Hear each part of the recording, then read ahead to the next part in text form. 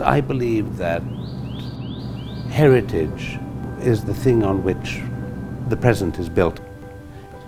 And I think that for Bangkok is very important. We have very, very deep intertwined history. And all of that comes together through this heritage in Bang Rak.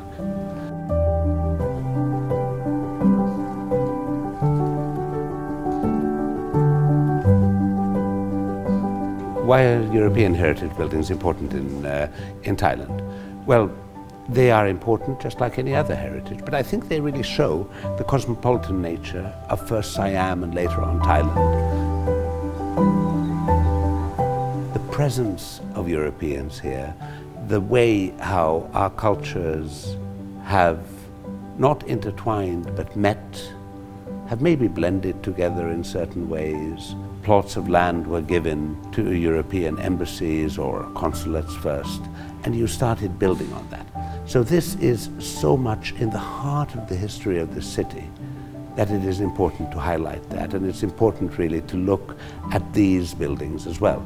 So for me, showing and showcasing this sort of European presence in the history and development of this wonderful metropolis is very dear to my heart.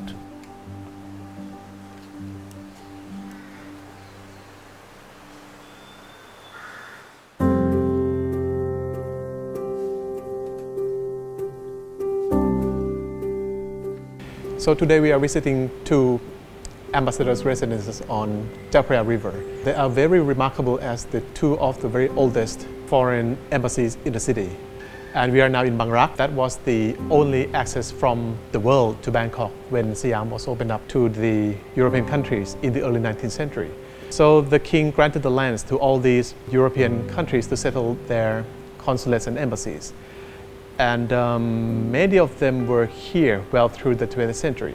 And now only Portugal and France still maintain their residences and embassies here after 150 years.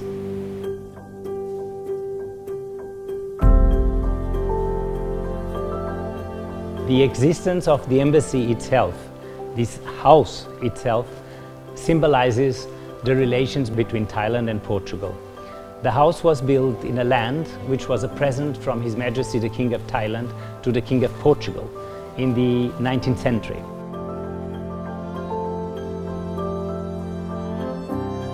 The Portuguese managed to build the house, which was first was a consulate, then it was transformed in an embassy. It's the first foreign embassy in Bangkok, so we are very proud of that. And it shows the continuity of a very long relation that started already in the 16th century throughout the times until today. This is the typical bungalow from the mid-19th century, but this particular one was constructed in 1875 and it was designed by an Italian architect. The name was Joachim Grazzi. You can see that the upper floor is taller than the lower floor because at the time the lower floor was used for office and the living space is on the upper floor. It's very simple design, boxes of rooms with veranda on the front. One common feature is the use of strict symmetry. So you can see that the form is very simple.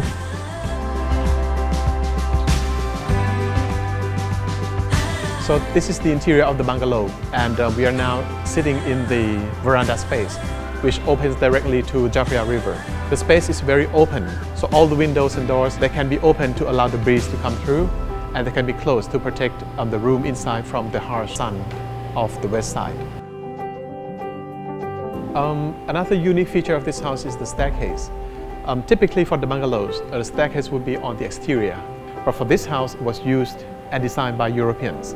So they didn't care about the sacredness of the height, and they were able to put the staircase right in the center of the house.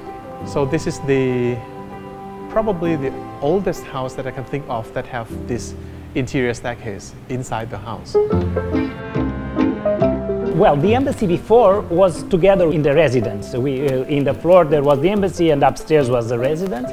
And then it was not very comfortable because you have to separate things.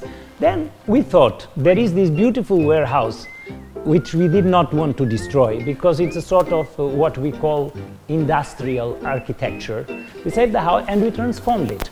We didn't want to build a new one. It was not the case to build a huge embassy, but the space was okay. It just had to be somehow transformed.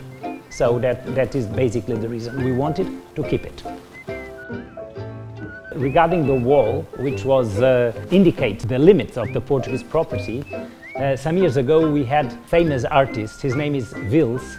He offered this mural, but actually we put it outside so that all the Thais can benefit from it. So actually it's a present for everyone.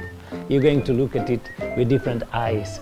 And every day there are people in front of the mural to being photographed. I'm very happy also to have this display of Portuguese art just in front of the embassy. Feeling and working in an embassy like this, which is such an historical monument in Bangkok, it's also being the focus of a permanent attention actually, because every time I go out there are tourists in front of the door and they like to know what is going on here. And the sense of pride. The house represents the relations between Portugal and Thailand. Secondly, I represent my country, so I feel very happy to be in such an important place. And thirdly, it's a big responsibility because you have to keep the house going and the materials are very old. We keep things exactly as they were. We don't want to change. It has to look as it was always. So it's a little responsibility in terms of conservation, but it's and maintenance, but it's a pleasure and it's a challenge, a daily challenge.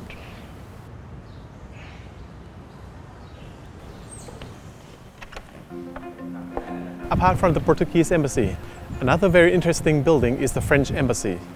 So these two embassies are two of the oldest in the city, and they remain here in Bang Rak as heritage buildings. This beautiful plot of land was given to the French government by King Rama IV. Originally, there was a building that was used by the European custom officer because there was the custom house just next door. And that was transformed into the first consulate. And the consulate became a legation in 1888 and embassy in 1949. 160 years later, it still stands here, right on the Chao Phraya River. Well, the Heritage Embassy of France in Thailand is very important for several reasons. First of all, it shows the relation between France and Thailand. As you know, this residence is very ancient.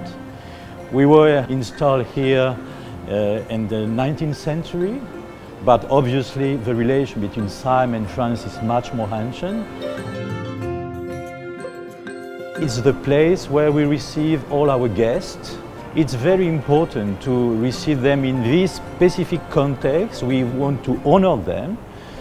We are very proud to be in this heritage building. The house was much expanded in around 1880s, probably by Gioachim Grassi, the Italian architect. Significant features include the strict symmetry, the use of classical forms like the arches, the open staircase in the front that leads up to the main veranda on the upper floor. So on the veranda we have three significant features. One is the marble floor, and the second is the railing, which is classical in detail for the balustrades. And the third feature is the gingerbread feature on the eaves, which marks it as dating from the 1880s. This is the Grand Salon. This is probably the oldest part of the house that was probably built in around 1850s. As you could see that the ceiling height is very tall, and that leads to the use of the decorative grills above all the doors and windows. And towards the back, there was the extension of the dining room, which was built in around 1905. After 170 years, this remains the French ambassador's residence, even though his office is moved elsewhere nearby, but this house remains as the residence. So it's very important in the Thai architectural history as the house that has been continually lived for all these years. First of all, I have to say that this residence is not per se the residence of the French ambassador. It's the residence of France in Bangkok. It means that it's open every day. And then once a year, in September, we open up the gates, the doors of a residence, so everybody from the French community is able to visit this residence, which is part of our heritage in Thailand. After almost 2 centuries, the embassies of France and Portugal remains here on the Chao Phraya River. Bang Rak itself had grown considerably from a port of Bangkok to the heart of the central business district. So the city has expanded, but the buildings remain the heritage for the generations to come.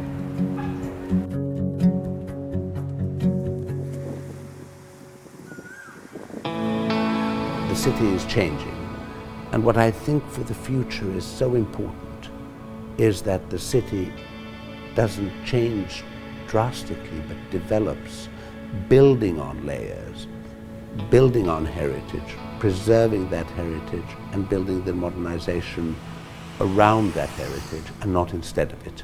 So I hope that that inspiration will be there. People will feel what a wonderful place.